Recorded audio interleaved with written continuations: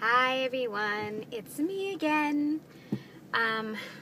It's April 9th, 2013, and I've already reported the deets for the day, and now I'm just taking you along for the ride.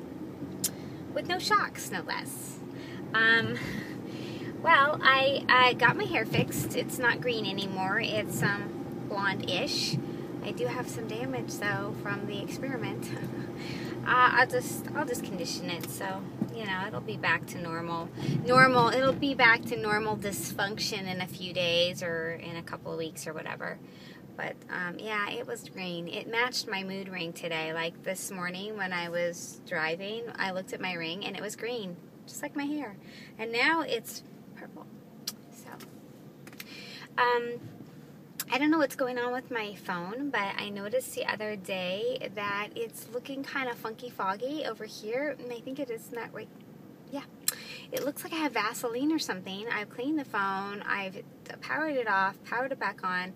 Something's funky, so I don't know what that is. I guess since my day's been cut a little bit short as far as being on the road, I'm back in my neck of the woods. I guess I'm going to go over to AT&T. And have them check it out. But that means that I have to check my phone and make sure that there's no compromising pictures or anything, like me on a stripper pole or no. Yeah, no, I don't have that. But I do have my poo clip, okay, that nobody wants to see. So, I won't share it. But I had to log the memory. So, I have it for my own posterity. So I'm gonna go over to AT&T. That's what I'm gonna do. Okay, so this morning I'm minding my own business, running around on very little sleep, and my phone goes ding ding, ding ding, ding ding ding. This is after the maxi drama of the morning. And it's, hey, you want to go to dinner tonight? Okay, well, it was not Robert, no, because Robert does not have my phone number. No, it was a guy that I dated a couple of years ago.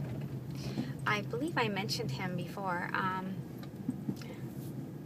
This is kind of embarrassing, but I can tell you guys.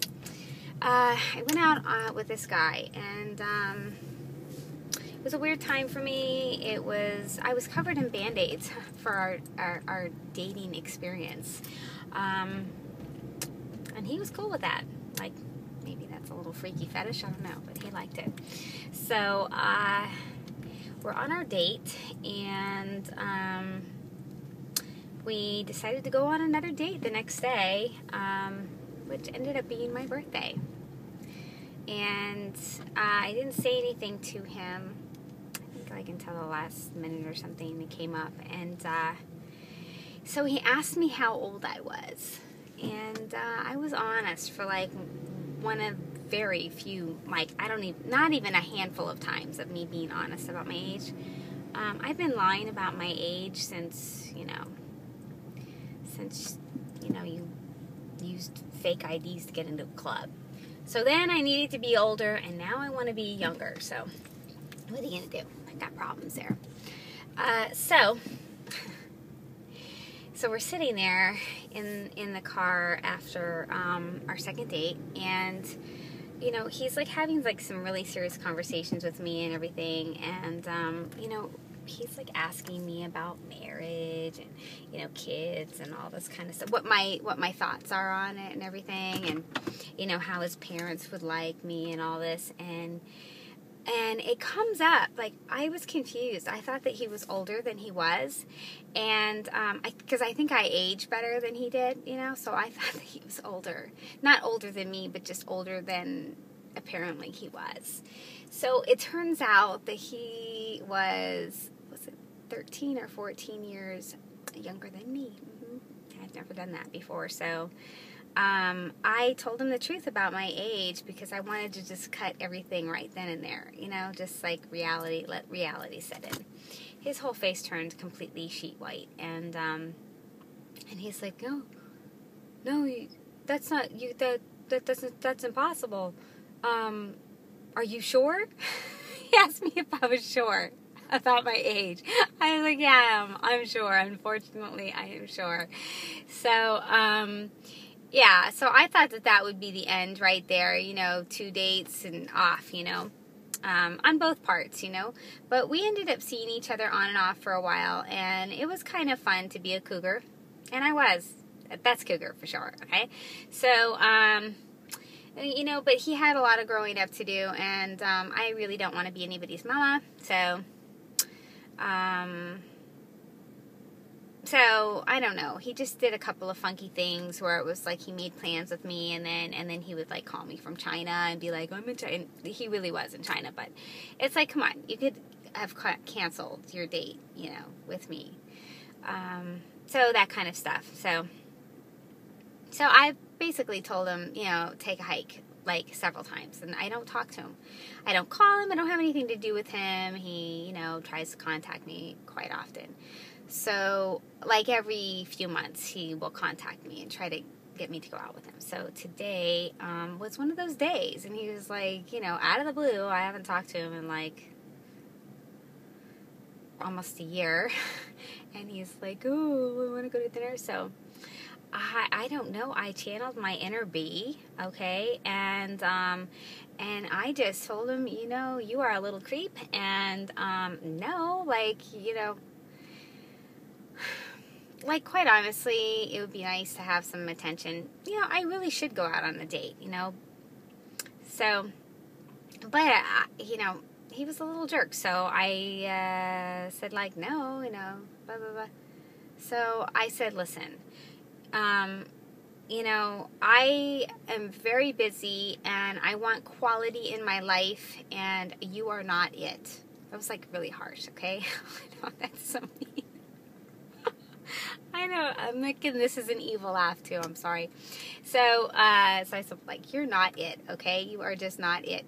So, so he's like, please, I said, no, I don't want to go to some cheap dinner, last-minute dinner with you, I want romance, I want flowers, I want presents, okay, and I want a good dinner, and I don't want last-minute plans. So, so he's like, so he picked, like, the best steak restaurant in town, and he's like, okay, not last minute, how about Thursday? So, so I said, is that all you got? And I put and he goes, oh, and do you still live at the same place? I'm sending flowers right away. And I was like, and he goes, and I'm really sorry. And I go, okay, so we've got steak, flowers, and you're really sorry. And he goes, jewelry? And I said, okay, so you can put that on the list. And so he goes, a couples massage on Saturday. And I said, well, that's a possibility. I said, but you would have to be in my good social graces for that. So, you better get on that. Anyways, so that was my story for the day. Long-winded, I know. So I have a youngster after me, and I don't know, I might go. I did accept, but I accepted in a half-hearted way, like, really basically, I guess I was just kind of like mind-effing him. He kind of deserves it, all right? But I also kind of deserve to get out and about and have that energy. I think some of you know what I'm talking about, and then some of you might be like, girl, you are crazy, and a bee. Think what you want. That's what's going on in my world. So I'm in the parking lot of AT&T, and while we're all together now, I'm going to show you the lunch bag that I kept meaning to show you before. Let's see. Let me get this out of the way. Okay, so can you see that? I hope so.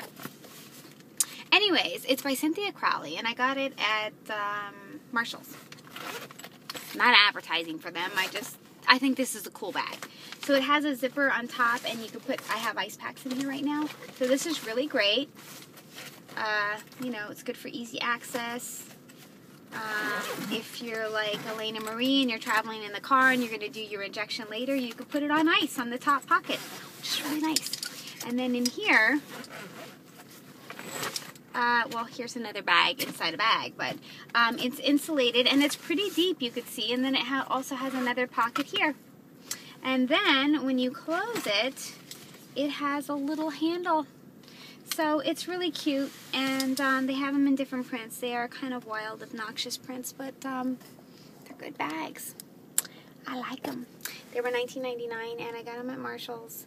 And there is another bag that's a little bit larger, and don't be confused because that has like the picnic basket flaps. It's not made as nice. It's not insulated as well, and I mean it's like a $2 or $3 difference, but it's not a good bag. I don't like it. I got one, didn't like it, returned it. So I've tested this one out. I like it. If you're in the market for a bag, this might be it. I don't know. I saw Fluff yesterday. She was talking about hers from Kroger. I couldn't see it in the background, but you know, I don't know. I don't have Kroger here. I did when I lived in Arkansas for a little while. Temporary insanity, Arkansas. I like Kroger. Kroger's good. We have Publix here in Winn-Dixie, but I like Kroger. Everybody's friendly there, which is nice, because like they're not friendly here at Publix or Winn-Dixie. They're kind of nasty, you know. I think it's you know, the Texas, Arkansas, they're like so friendly. The shopping experience is entirely different, and I have to say that too. Like sometimes when I go to Tampa, I mean, huge difference between the Costco there and the Costco here. Costco there, everybody is just so friendly. It's not packed. There really are no lines. Everybody is so friendly. And they treat you like you're human. Here, they like basically want to cavity check you. They're all nasty. They look like they've been sucking on lemons. And it's just like, you know, a crappy experience. Except for Bren. Bren at the Costco on the other side of the tracks. You're a sweetie. Not that she's watching. But I'm just saying, there are a few people that are good. So, yeah, I'm long-winded. Oh my goodness, another 13-minute vlog. I'm sorry. And there's some important things that I want to talk about the Dietz clan. So probably I'll touch on that tomorrow. You know, this is just me yammering. So I'm going to hush on up.